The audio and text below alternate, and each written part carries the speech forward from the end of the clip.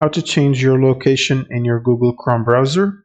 So first you'll need to open up your browser and then search for google.com/preferences like this, and then press enter.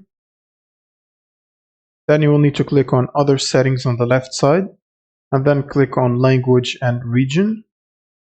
And from here you can set the display language you want, and you can click on the last one for results region and just change the region right here. So for example, you can type United States and select the United States and then confirm. Next, you will need to right click on the start button and then open up the settings and then click on time and language or language and region for Windows 11.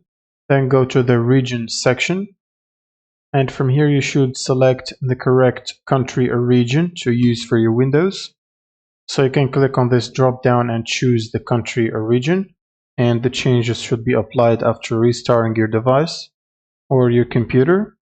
You can also update the regional format language, which is in this case the United States English. You can choose whatever language for your region that you want to use, and once you're done you will simply need to restart your computer by clicking on power and restart.